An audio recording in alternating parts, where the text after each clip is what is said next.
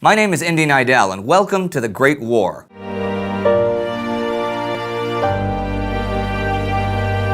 We left off last time with the Austro-Hungarian Empire declaring war on the Kingdom of Serbia, and I'm going to begin today with a couple of telegrams.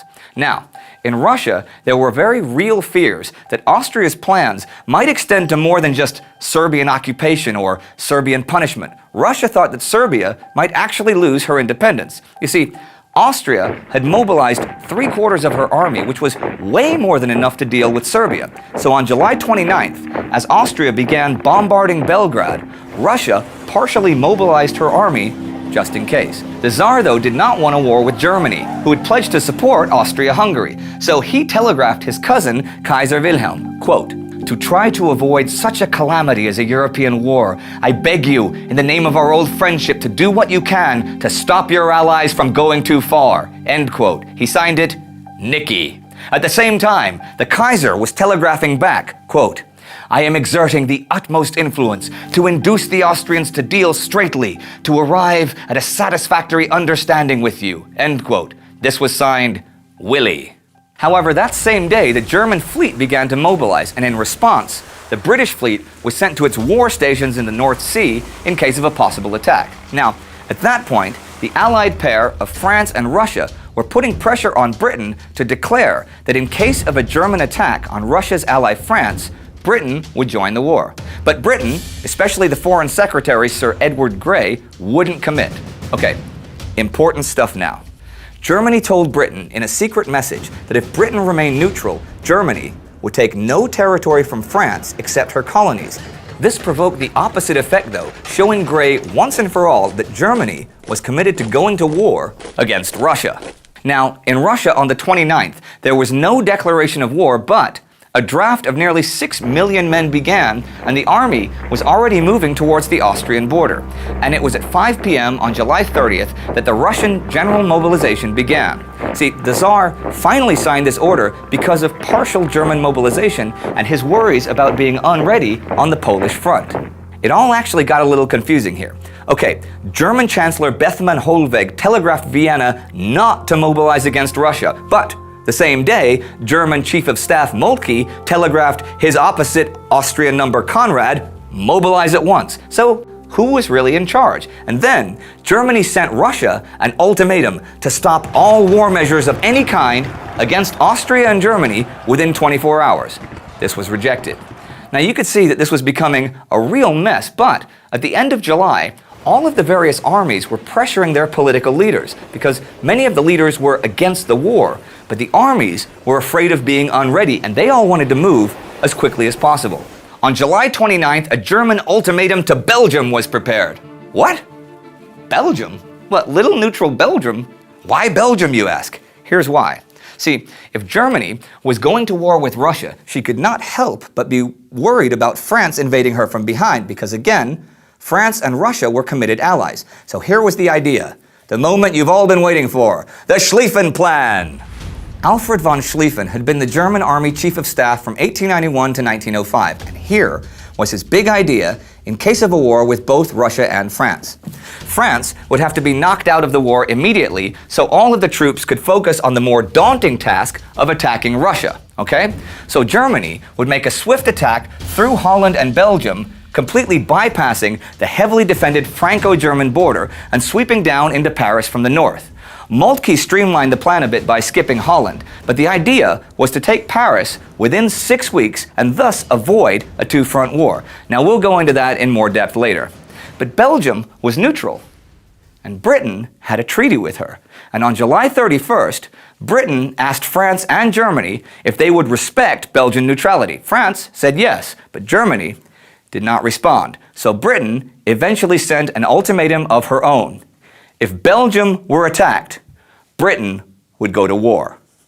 In all of these countries, people were enlisting like crazy, and nationalistic fever was going off the rails. In France, for example, Jean Jaurès, leader of the Socialist Party, who was appealing to all the European working classes to stop the war, was assassinated on the 31st. Ironically, this actually caused more shock around Europe than Franz Ferdinand's assassination did. But it showed that in France there was a great deal of enthusiasm for the war. See, many people wanted revenge for the loss against Prussia over 40 years earlier. Back to Russia and Germany. Now, the day after Russia mobilized, Germany also mobilized. Now, this was presented in the Reichstag as purely defensive, okay? We have to mobilize to defend ourselves because they did it first. And this was pretty much the only way the German military high command could convince the Social Democrats to agree with the mobilization. And on the evening of August 1st, the German ambassador gave Russia the German declaration of war, which resulted from Russia rejecting the German ultimatum to stand down. Actually, as it turned out, the German ambassador actually gave the Russians two versions of the declaration of war. One that claimed Russia refused to respond to Germany, and one that said the Russian response was unacceptable.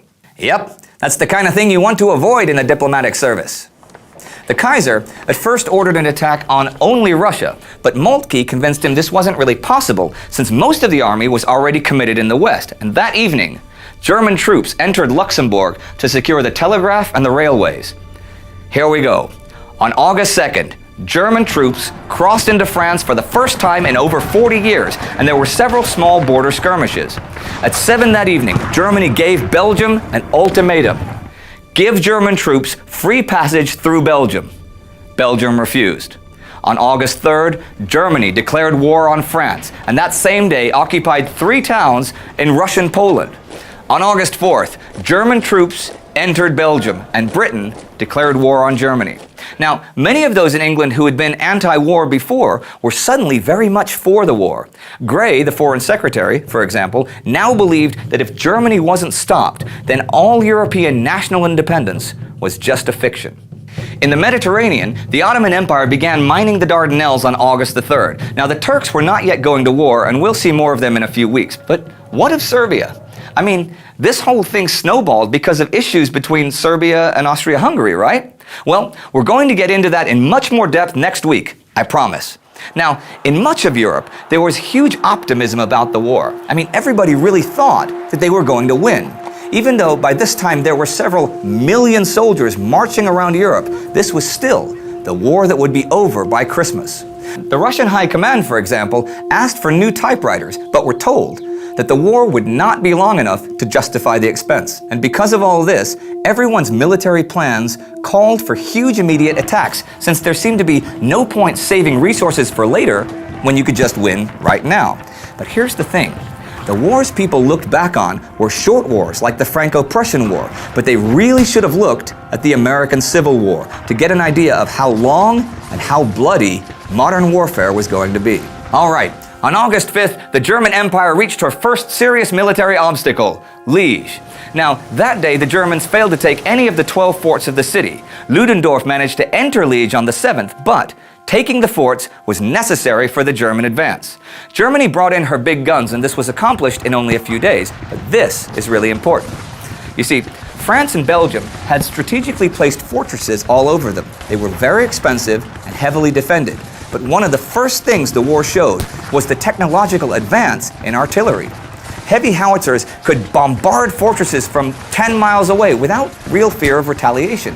And the fortresses were just sitting ducks. So all of the fortresses attacked in 1914 fell real quickly, and all that money and all that effort to build them up was for nothing. So, to bring us up to date, on August the 6th, Austria-Hungary officially declared war on Russia, and Serbia declared war on Germany. If you want to know what happened in the last episode, click right here, and let me know how you liked it. And if you have any questions, comments, or thoughts, put them in the comments below. Now, if you follow us on the other social media platforms like Facebook and Twitter, you can learn more about the Great War. We have behind-the-scenes footage and all kinds of other background information for you.